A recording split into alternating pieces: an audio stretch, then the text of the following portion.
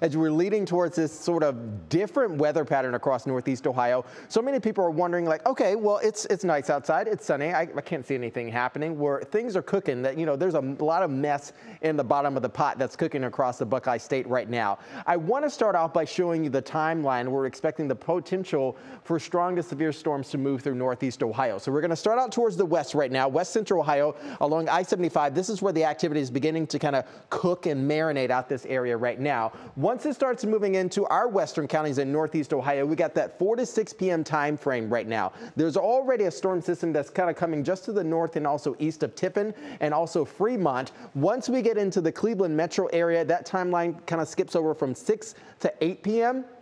For Lorain stretching over to Cleveland, Munson, I think this is where our 7 p.m. time frame is going to be. And then past that, we move over towards the east and we start getting that 8 p.m. to 10 p.m. time frame, and it becomes Pennsylvania's problem. So these boots are made for walking. So let's get going right now. Let's talk about what's going to be happening at least for the next several hours.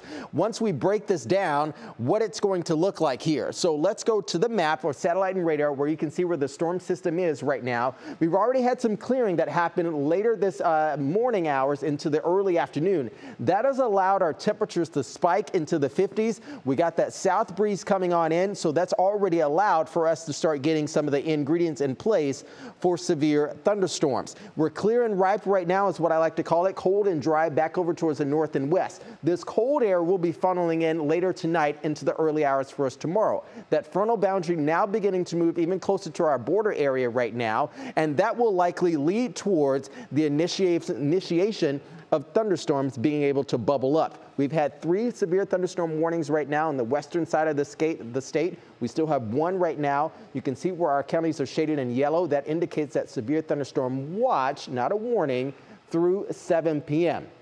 That could be extended a little bit here, but you come in a little bit closer where you can see Erie, Huron, Richland, and also Ashland counties. They're shaded there in that yellow watch box. So that takes into account wind as well as hail.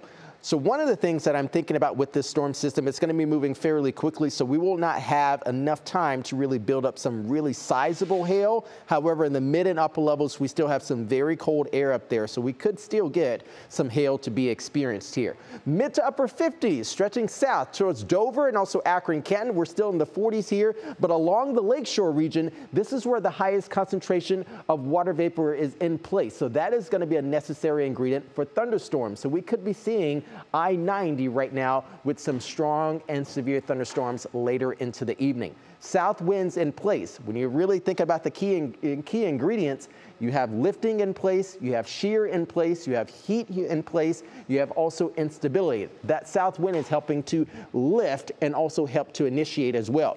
Plenty of lightning associated with this as well. Not a whole lot here, but with that south wind, we're going to see this going from southwest to northeast across Northeast Ohio through the rest of the evening into the overnight hours.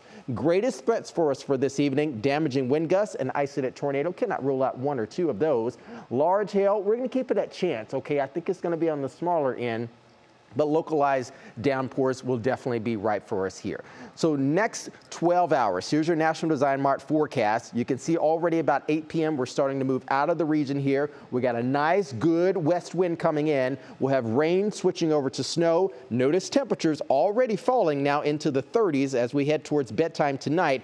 Then it becomes a more scattered snowstorm type of event for you tomorrow. Storm, I use that very, very, very loosely. There's not going to be a high quality of moisture with this. We're still going to have some of that west-northwest wind come in, so those scattered snows could be likely felt for us on Friday, leading towards early Saturday as well. The Union Home Mortgage 7-day outlook will keep us in the 30s for the most part, but don't let this be too menacing because we're likely going to have a couple systems arriving next week as well. One arriving midweek next week that could take our temperatures even colder and also some accumulating snows as well. Very good, Jason. We're on high weather alert. We're all waiting. Very good. We'll see what happens. Thank you. Thank you, Jason.